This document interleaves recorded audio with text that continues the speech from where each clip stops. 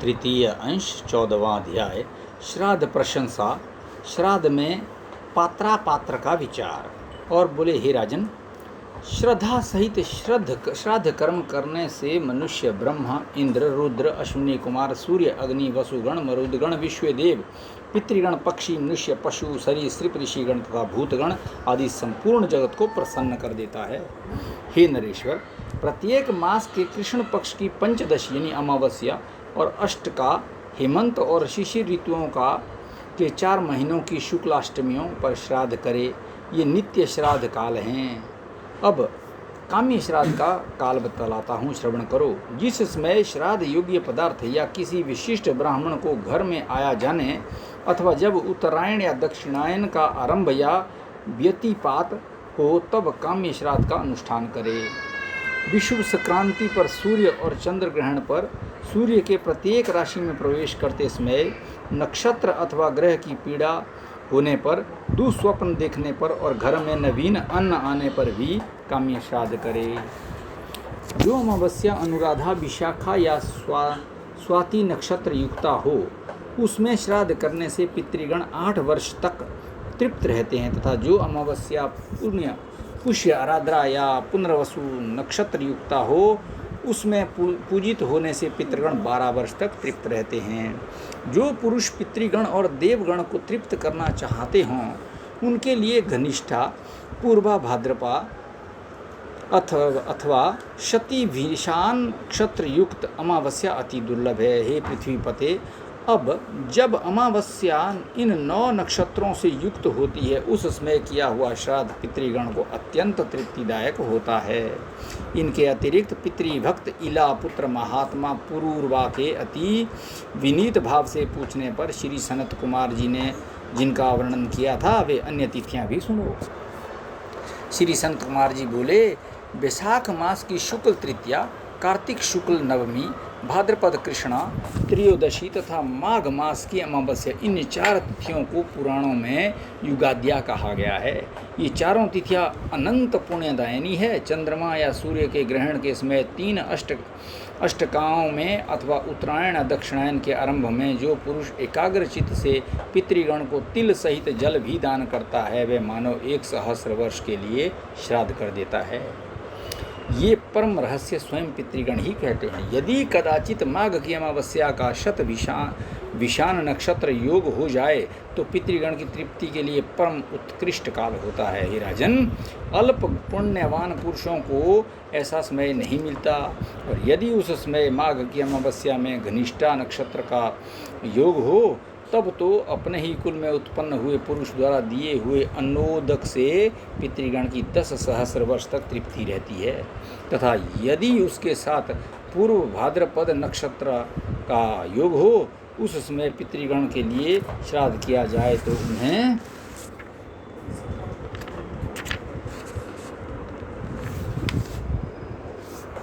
परम तृप्ति प्राप्त हो जाती है और वे 1 सहस्र युग तक शयन करते रहते हैं।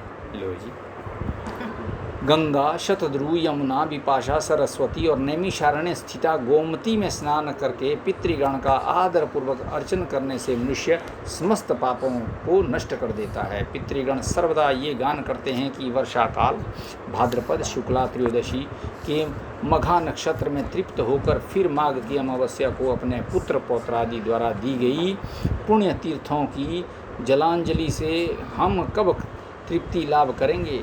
विशुद्ध चित्त, शुद्ध धन, प्रशस्त काल, उपयुक्त विधि, योग्य पात्र और परम भक्ति, ये सब मनुष्यों को इच्छित फल देते हैं। हे पार्थिव, अब तुम पितृगण के गाए हुए कुछ श्लोकों का श्रवण करो। उन्हें सुनकर तुम्हें आदरपूर्वक वैसा ही आचरण करना चाहिए। पितृगण कहते हैं, क्या बोलते हैं पितृगण, हमारे कुल में क्या कोई ऐसा मतिमान धन्य पुरुष उत्पन्न होगा जो वित्त लोलुपता को छोड़कर हमें पिंडदान देगा।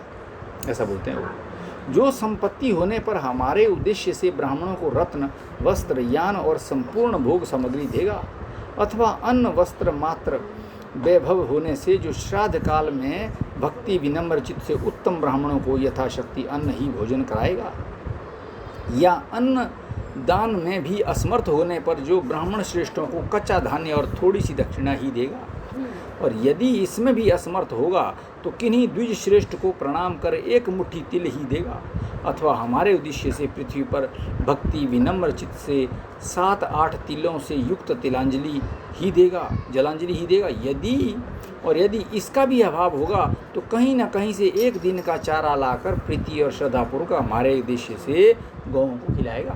पूछते हैं ये, तथा इन सभी वस्तुओं का अभाव होने पर जो वन में जाकर अपने कक्ष मूल बगल को दिखाता हुआ सूर्य आदि दिक्पालों से उच्च स्वर से ये कहेगा, मेरे पास श्राद्ध कर्म योग्य न वित्त है, न धन है और न कोई सामग्री है, अतः मैं अपने पितृगणों को नमस्कार करता हूँ, वे मेरी भक्ति से ही तृप्ति लाभ करें। मैंने अपने दोनों भुजाएं आकाश में उठा रखी हैं और बोले, हे राजन, धन के होने अथवा न होने पर पितृगण जिस प्रकार बतलाया है वैसा ही जो पुरुष आचरण करता है वह उस आचरण से विधि पूर्वक श्राद्ध ही कर देता है।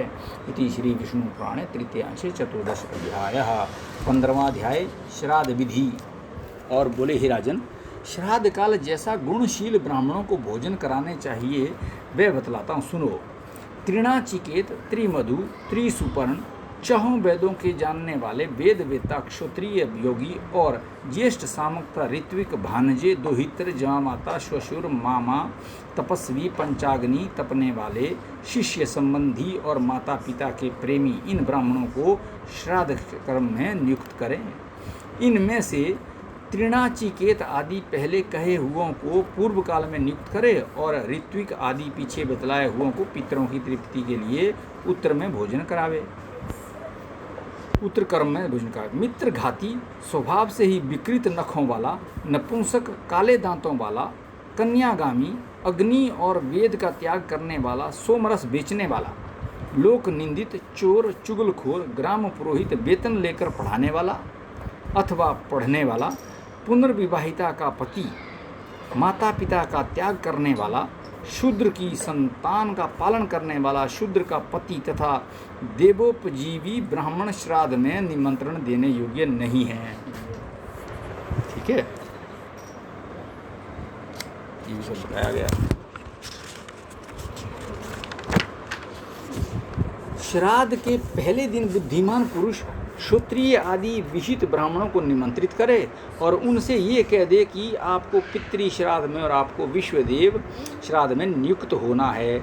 उन निमंत्रित ब्राह्मणों के सहित श्राद्ध करने वाला पुरुष उस दिन क्रोध आदि तथा स्त्री गमन और परिश्रम आदि न करे, क्योंकि श्राद्ध करने में ये महान दोष माना गया है। श्राद्ध में निमंत्रित होकर या भोजन करके अथवा निमंत्रण करके या भोजन कराकर जो पुरुष स्त्री प्रसंग करता है वे अपने पितृगण को मानो वीर्य के कुंड में डुबोता है। अतः श्राद्ध के प्रथम दिन पहले तो उपरोक्त गुण विशिष्ट द्विज श्रेष्ठों को निमंत्रित करे और यदि उस दिन कोई निमंत्रित तपस्वी ब्राह्मण घर आ जाए तो उन्हें भी भोजन करावे। घर आए हुए ब्राह्मणों का पहले पाद शुद्धि आदि से सत्कार करे, फिर हाथ धोकर उन्हें आचमन कराने के अनंतर आसन पर बिठावे। अपनी समर्थ्यानुसार पितृगण के लिए अयुग्म और देवगण के लिए युग्म ब्राह्मण नियुक्त करे अथवा दोनों पक्षों के लिए एक एक ब्राह्मण की ही नियुक्ति करे और इसी प्रकार वैश्वदेव के सहित माता मह श्राद्ध करे अथवा पितृपक्ष और माता मह पक्ष दोनों के लिए भक्तिपूर्वक एक ही वैश्वदेव श्राद्ध करे। देव पक्ष के ब्राह्मणों को पूर्वाभिमुख बिठाकर और पितृपक्ष तथा माता मह पक्ष के ब्राह्मणों को उत्तर मुख बिठाकर भोजन करावे। हे नृप, कोई तो पितृपक्ष और माता मह पक्ष श्राद्धों को अलग अलग करने के लिए कहते हैं और कोई महर्षि दोनों का एक साथ एक पाक के ही अनुष्ठान करने में पक्ष में हैं।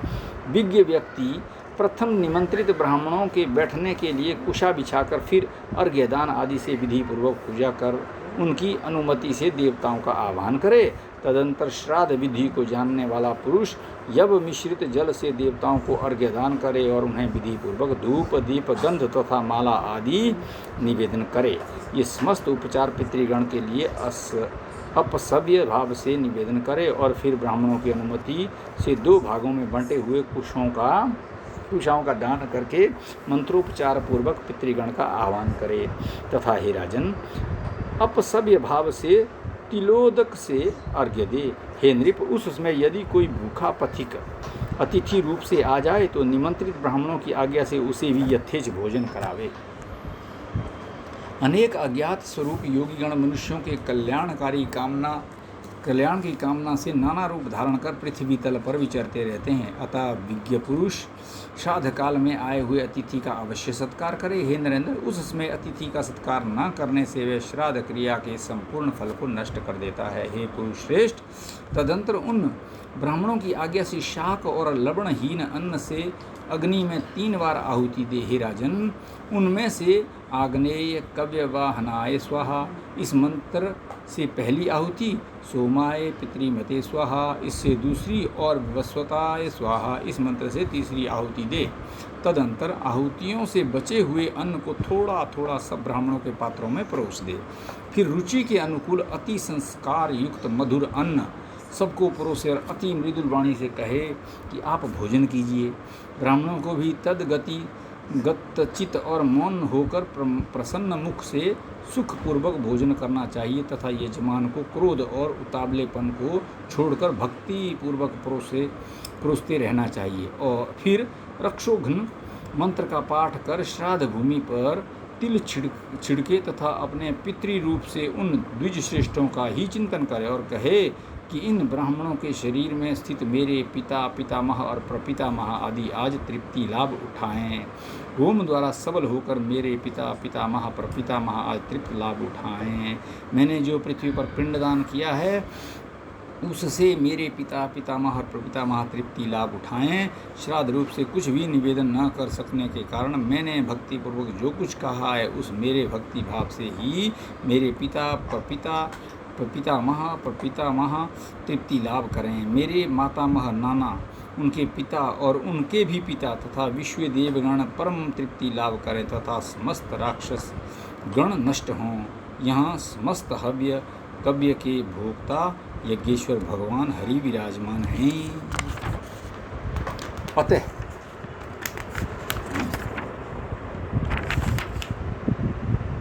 उनकी सन्निधि के कारण समस्त राक्षस और असुरगण यहाँ से तुरंत भाग जाएं। तदंतर ब्राह्मणों के तृप्त हो जाने पर थोड़ा सा अन्न पृथ्वी पर डाले और आचमन के लिए उन्हें एक एक बार और जल दे। फिर भली प्रकार तृप्त हुए उन ब्राह्मणों की आज्ञा होने पर समाहित चित्त से पृथ्वी पर अन्न और तिल के पिंडदान करे और पितृतीर्थ से तिल युक्त जलांजलि दे तथा मातामह आदि को भी उस पितृतीर्थ से ही पिंडदान करे। ब्राह्मणों के उच्छिष्ट जूठन के निकट दक्षिणी और अग्रभाग करके बिछाए हुए कुशाओं पर पहले अपने पिता के लिए पुष्प धूप आदि से पूजित पिंडदान करे। तत्पश्चात एक पिंड पितामह के लिए और एक प्रपितामह के लिए दे और फिर कुशाओं के मूल में हाथ लगे उन अन्न को पोंछकर लेप भाग भुंज तृत्यंताम ऐसा उच्चारण करें। लेप भोजी पितृगण को तृप्त करे। इसी प्रकार गंध और माला युक्त पिंडों से मातामह आदि का पूजन कर फिर द्विज श्रेष्ठों को आचमन करावे। और हे नरेश्वर, इसके पीछे भक्ति भाव से तन्मय होकर पहले पितृपक्षीय ब्राह्मणों का सुस्वधा यह आशीर्वाद ग्रहण करता हुआ यथाशक्ति दक्षिणा दे। फिर वैश्वदेविक ब्राह्मणों के निकट जा उन्हें दक्षिणा देकर कहे कि इस दक्षिणा से विश्व देवगण प्रसन्न हों।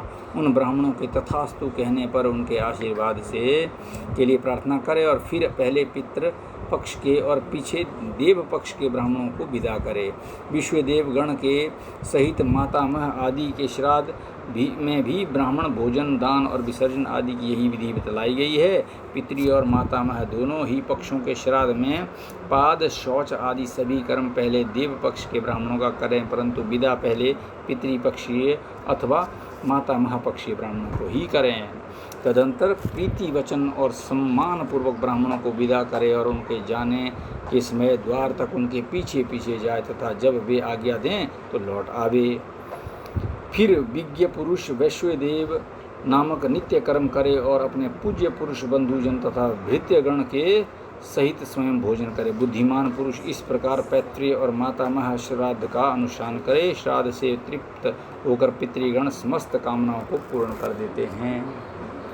ठीक है, माता पक्ष भी है ना। फिर दोहित्र लड़की का लड़का, कुतप दिन का 8वां मुहूर्त और तिल, ये 3 तथा चांदी का दान और उसकी बातचीत करना, ये सब श्राद्ध काल में पवित्र माने गए हैं। हे राजेंद्र, श्राद्धकर्ता के लिए क्रोध, मार्गगमन और उतावलापन, ये तीनों बातें वर्जित हैं, तो श्राद्ध में भोजन करने वालों को भी इन तीनों का करना उचित नहीं है। हे राजन, श्राद्ध करने वाले पुरुष से विश्व देवगण, पितृगण, मातामह तथा कुटुंबीजन सभी संतुष्ट रहते हैं। हे भोपाल, पितृगण का आधार चंद्रमा है और चंद्रमा का आधार योग है, इसलिए श्राद्ध में योगी जन को नियुक्त करना अति उत्तम है। हे राजन, यदि श्राद्ध भोजी 1,000 ब्राह्मणों के सम्मुख एक योगी भी हो तो वह यजमान के सहित उन सब का उद्धार कर देता है। इति श्री विष्णु पुराणे तृतीय अंश 15 अध्याय। ओम विष्णु पुराणाय नमः।